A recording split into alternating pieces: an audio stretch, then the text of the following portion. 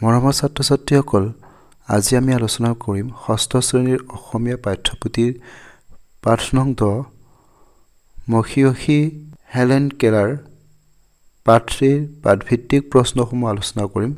গতিকে ভিডিঅ'টো অকণো স্কিপ নকৰাকৈ শেষলৈকে চাবা। এতিয়া প্ৰথম প্ৰশ্নটো লৈছোঁ, পাঠটো শুদ্ধ উচ্চাৰণেৰে খোকোজা নলগাকৈ পঢ়া।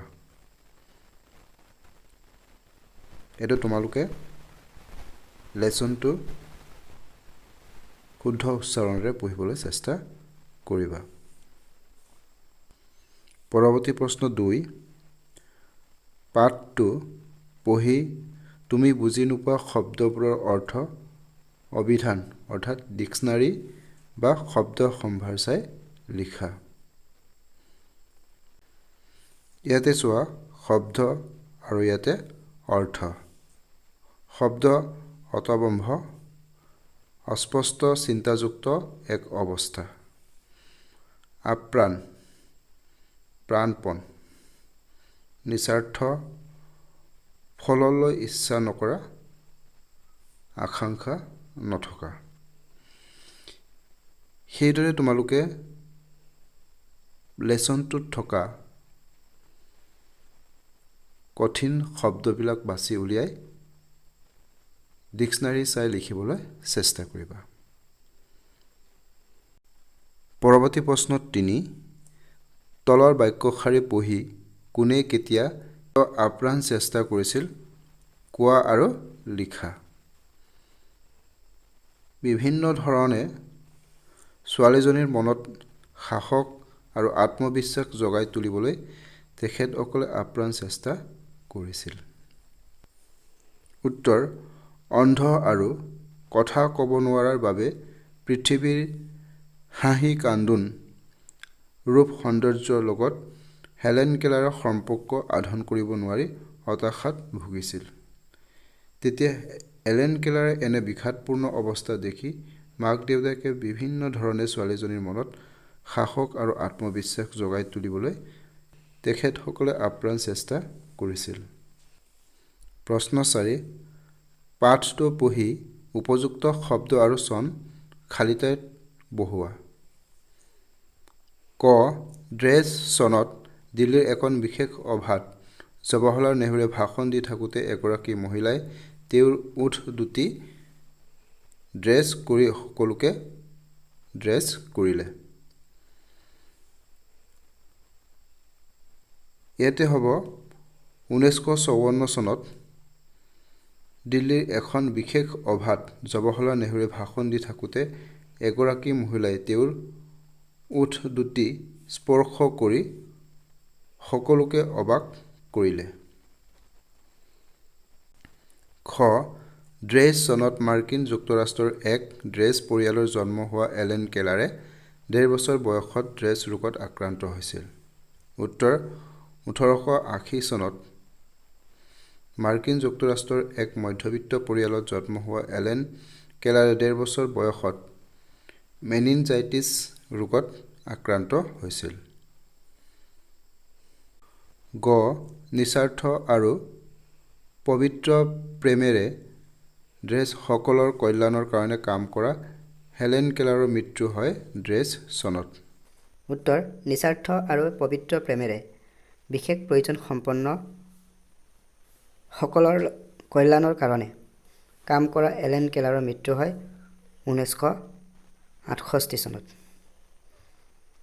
ঘ, ড্ৰেছ ভালকৈ উপলব্ধি কৰিছিল যে বিশেষ প্ৰয়োজন সম্পন্ন ব্যক্তিসকলৰ বাবে ধন বিত্ততকৈ মৰম, ড্ৰেছ আৰু ড্ৰেছ বেছি প্ৰয়োজন।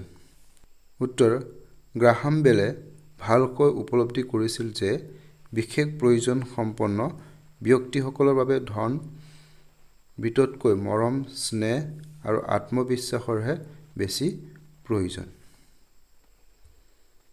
প্ৰশ্ন 5, মহীয়সী নাৰীগৰাকীৰ জীৱন বৃত্তান্ত তোমাৰ কথাৰে লিখা। উত্তৰ, 1880 চনত মাৰ্কিন যুক্তৰাষ্ট্ৰৰ এক মধ্যবিত্ত পৰিয়ালত হেলেন কেলাৰৰ জন্ম হয়। হেলেন কেলাৰৰ 1.5 বছৰ বয়সত মেনেঞ্জাইটিছ ৰোগত আক্ৰান্ত হৈ শ্ৰৱণ শক্তি, দৃষ্টিশক্তি আৰু বাক শক্তিও এৰুৱাইছিল। শ্ৰৱণ শক্তি, দৃষ্টিশক্তি আৰু বাক শক্তি এৰুৱাৰ বাবে পৃথিৱীৰ হাঁহি কান্দোন, ৰূপ সৌন্দৰ্যৰ লগত হেলেন কেলাৰৰ সম্পৰ্ক আধন কৰিব নোৱাৰি হতাশাত ভুগিছিল। তেতিয়া হেলেন কেলাৰৰ এনে বিষাদপূৰ্ণ অৱস্থা দেখি মাক দেউতাকে বিভিন্ন ধৰণেৰে ছোৱালীজনীৰ মনত সাহস আৰু আত্মবিশ্বাস জগাই তুলিবলৈ তেখেতে আপ্ৰাণ চেষ্টা কৰিছিল। সামৰিক বিষয়া দেউতাকে বহু চিকিৎসা কৰি একো সুফল পোৱা নাছিল। গ্ৰাহাম বেলে হেলেন কেলাৰৰ শাৰীৰিক সমস্যাবোৰ ভালদৰে শুনিছিল আৰু হেলেন কেলাৰক এনি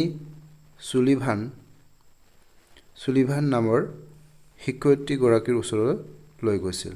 গ্ৰাহাম বেলে চুলিভানক ওঠৰ কঁপনি অনুভৱ কৰি মনৰ ভাৱ বুজি পোৱাৰ কৌশল শিকাইছিল। গ্ৰাহাম বেলে চুলিভানক হেলেন কেলাৰকো শিকোৱাৰ দায়িত্ব দিছিল। চুলিভানে হেলেন কেলাৰক কৌশলটো অতি মৰমেৰে শিকাই দিছিল। কম দিনতে হেলেন কেলাৰে কৌশলটো আয়ত্ব কৰি ওঠৰ কঁপনিৰে মনৰ ভাৱ প্ৰকাশৰ অভ্যাস কৰি শিশু পাঠ্যপুথি শিকি পঢ়িব আৰু লিখিব পাৰিছিল। আঙুলিৰে ওঠ চুই আনৰ লগত ভাৱ বিনিময় কৰিব পৰা হৈছিল। 8 বছৰ বয়সত আনুষ্ঠানিক শিক্ষা আৰম্ভ কৰি 1904 চনত কলা শাখাত স্নাতক ডিগ্ৰী লৈছিল। তাৰ পিছত বিশেষভাৱে অক্ষম ব্যক্তিসকলৰ শিক্ষা আৰু বিকাশৰ বাবে প্ৰতিষ্ঠিত এখন শিক্ষা প্ৰতিষ্ঠানত অধ্যক্ষৰূপে নিযুক্ত হৈছিল। হেলেন কেলাৰে মানৱ সেৱাৰ হকে বহুতো গ্ৰন্থ ৰচনা কৰিছিল। যুদ্ধত আহতসকলৰ প্ৰতি নিস্বাৰ্থ সেৱা আগবঢ়াইছিল। 1968 চনত এইগৰাকী মহীয়সী নাৰীয়ে শেষ নিশ্বাস ত্যাগ কৰিছিল। প্ৰশ্ন 6 দলত আলোচনা কৰি উত্তৰ লিখা। চুলিভানে গ্ৰাহাম বেলৰ পৰা শিকা কৌশলটো অতি মৰমেৰে হেলেন কেলাৰকো শিকাইছিল। ক. চুলিভান বুলি ইয়াত কাৰ কথা কোৱা হৈছে? উত্তৰ: ইয়াত এনি চুলিভান নামৰ শিক্ষয়িত্ৰীগৰাকীৰ কথা কোৱা হৈছে। প্ৰশ্ন খ. চুলিভানে গ্ৰাহাম বেলৰ পৰা কি শিকিছিল? উত্তৰ: চুলিভানে গ্ৰাহাম বেলৰ পৰা ওঠৰ কঁপনি অনুভৱ কৰি মনৰ ভাৱ বুজিব পৰা কৌশল শিকিছিল। গ. চুলিভানে এলেনক কি শিকাইছিল? উত্তৰ: এনি চুলিভানে এলেনক গ্ৰাহাম বেলৰ পৰা কঁপনিৰে মনৰ ভাৱ বুজিব পৰা ন কৌশল শিকাইছিল। প্ৰশ্ন 7 তলৰ শব্দবোৰ সন্ধি ভাঙি পঢ়ো আহা। ইম যোগ আচল ইমাচল, বিদ্যা যোগ আলয় বিদ্যালয়, হিম যোগ আলয় হিমালয়, মণি যোগ ইন্দ্ৰ মুনীন্দ্ৰ, সতী যোগ ইন্দ্ৰিয় সতীন্দ্ৰিয়, পৰিযোগ শিক্ষা পৰীক্ষা, অতি যোগ আচাৰ অত্যাচাৰ, যথা যোগ ইষ্ট যথেষ্ট, যথাযোগ উপযুক্ত যথোপযুক্ত, নযোগ ইক নাবিক। প্ৰশ্ন 8 ইচ্ছাশক্তি কল্যাণ নিস্বাৰ্থ আত্মবিশ্বাস প্ৰয়োজন প্ৰবল সহায় কৰ্মপ্ৰৱণতা দুঃসাহসী সেই শব্দকেইটাৰ ব্যৱহাৰ কৰি কমেও 5টা বাক্য সাজা।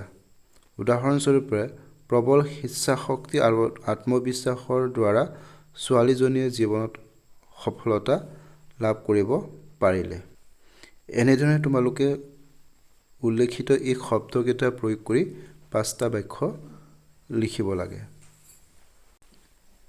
উত্তৰ: প্ৰবল ইচ্ছাশক্তি আৰু কৰ্মপ্ৰৱণতাই মানুহক জীৱনত সফল হোৱাত সহায় কৰে। দৰিদ্ৰসকলৰ কল্যাণৰ বাবে নিস্বাৰ্থভাৱে কাম কৰা মানুহৰ সমাজত খুবেই প্ৰয়োজন। নিস্বাৰ্থ মানুহে কল্যাণকাৰী কামবোৰ কৰিব পাৰে। হেলেন কেলাৰৰ প্ৰবল ইচ্ছাশক্তিৰ অধিকাৰী হোৱাৰ উপৰিও তেখেতৰ আত্মবিশ্বাসী আৰু কৰ্মপ্ৰৱণতা শলাগিবলগীয়া আছিল। জীৱনত দুঃসাহসী হ'বলৈ আত্মবিশ্বাসৰ খুবেই প্ৰয়োজন। প্ৰশ্ন 9, পাঠশিলাত থকা শব্দবোৰ অভিধানৰ দৰে বৰ্ণমালাৰ ক্ৰমত সজোৱা। প্ৰয়োজন হ'লে শিক্ষকৰ সহায় ল'বা। উদাহৰণস্বৰূপে অদক্ষ, অবাক, আনুষ্ঠানিক, আপ্ৰাণ। এনেদৰে তলত দিয়া শব্দবোৰ বৰ্ণমালাৰ ক্ৰমত সজাব লাগে। উত্তৰ: অদক্ষ, অবাক, আনুষ্ঠানিক, আপ্ৰাণ, আৰম্ভ, ইচ্ছাশক্তি, উপলব্ধি, উৎসৰ্গা, ওঠ, কৰ্ম, কৰ্মপ্ৰৱণতা, খুঁত, গ্ৰাহম, চিকিৎসক, ছোৱালী, জৰিয়তে, টেলিফোন, ডিগ্ৰী, দুঃসাহসী, নিস্বাৰ্থ, নেহেৰু, প্ৰতিষ্ঠিত, ফলপ্ৰসূ, বিষাদপূৰ্ণ, মধ্যবিত্ত, মহিয়সী, যুক্তৰাষ্ট্ৰ, শাৰীৰিক, শিক্ষা, সংস্থাপন, হতভম্ব, হতাশ, হাঁহি। প্ৰশ্ন 10, তলত দিয়াবোৰ পুলিংগ, স্ত্ৰীলিংগ আৰু উভয় লিংগ নিৰ্ণয় কৰি তালিকা প্ৰস্তুত কৰা।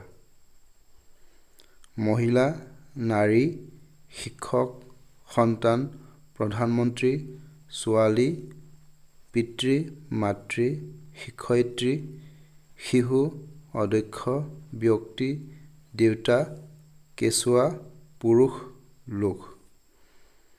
উদাহৰণ: পুলিংগ, স্ত্ৰীলিংগ, উভয়লিংগ। পুৰুষ, মাতৃ, কেঁচুৱা। উত্তৰ: পুলিংগ, স্ত্ৰীলিংগ, উভয়লিংগ। পুলিংগত শিক্ষক, পিতৃ, অদক্ষ, দেউতা। স্ত্ৰীলিংগত মহিলা, নাৰী, ছোৱালী, মাতৃ। উভয়লিংগত সন্তান, প্ৰধানমন্ত্ৰী, শিশু, ব্যক্তি।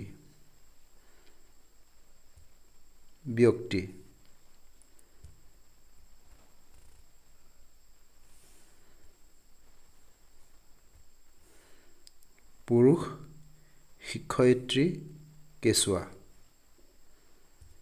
প্ৰশ্ন 11, বিশেষ প্ৰয়োজনসম্পন্ন ব্যক্তিসকলৰ সমাজৰ সম্পদ। সেইসকলৰ বাবে তুমি কি কৰিবা দলত আলোচনা কৰি লিখা। উত্তৰ: বিশেষ প্ৰয়োজনসম্পন্ন ব্যক্তিসকলক মনত আত্মবিশ্বাস জাগ্ৰত কৰাটো আটাইতকৈ প্ৰয়োজনীয় কথা। আমি নিশ্চয়কৈ এনে ব্যক্তিৰ বাবে বিশেষ অনুষ্ঠান গঢ়ি তুলিব পাৰোঁ। মৰম চেনেহেৰে তেওঁলোকৰ সুপ্ত প্ৰতিভা জগাই তুলিব পাৰোঁ। তেনে লোকৰ প্ৰতি আমাৰ দৃষ্টিভংগী সলনি কৰিব পাৰিলে তেওঁলোকক সমাজৰ সৈতে খোজ মিলোৱাটো সহায় কৰিব পাৰোঁ। ব্যক্তিগতভাৱেও আমি তেনে লোকৰ প্ৰয়োজন পূৰণ কৰিবলৈ যত্ন কৰিব পাৰোঁ। এনেধৰণে তোমালোকে এই প্ৰশ্নটিৰ উত্তৰ লিখিব পাৰা। প্ৰশ্ন 12, বিশেষ প্ৰয়োজনসম্পন্ন ব্যক্তিসকলে দেশ তথা সমাজৰ সম্পদ। সেই বিষয়ে তোমাৰ শ্ৰেণীকোঠাত এটি বক্তৃতা অনুষ্ঠানৰ আয়োজন কৰা। উত্তৰ: আজি আমি পুৰণি দৃষ্টিভংগী সলনি কৰাৰ সময় আহি পৰিছে। পূৰ্বতে বিশেষ প্ৰয়োজনসম্পন্ন ব্যক্তিসকলৰ বিষয়ে মানুহৰ মনত ভুল ধাৰণা আছিল। তেওঁলোকৰ পৰা দেশ তথা সমাজৰ কোনো লাভ নহয় বুলি ভবা হৈছিল। আজিকালি ধাৰণা সলনি হৈছে। বিশেষ প্ৰয়োজনসম্পন্ন ব্যক্তিসকলেই তেনে ধাৰণা নিজ কৰ্মৰ দ্বাৰা সলনি কৰি পেলাইছে। তেনে ব্যক্তিও অসাধাৰণ প্ৰতিভা, মানসিক ক্ষমতা অধিকাৰী হ'ব পাৰে। হেলেন কেলাৰ, ষ্টিফেন হকিং আদি বিশ্ববৰেণ্য ব্যক্তিসকলেই তাৰ প্ৰমাণ। মৰম চেনেহেৰে তেনে লোকৰ মনত সাহস আৰু আত্মবিশ্বাস জগাই তুলিব পাৰিলে সুপ্ত প্ৰতিভা জাগ্ৰত কৰিব পাৰি। এনেধৰণে তোমালোকে শ্ৰেণীকোঠাত আয়োজন কৰা বক্তৃতা অনুষ্ঠানত তোমালোকে এনেধৰণে বক্তৃতা আগবঢ়াব পাৰা। ভিডিঅ'টো শেষলৈকে চোৱাৰ বাবে ধন্যবাদ। ভিডিঅ'টো ভাল পালে লাইক কৰিব, শ্বেয়াৰ কৰিব আৰু চেনেলটো ছাবস্ক্ৰাইব কৰি দিব। ধন্যবাদ।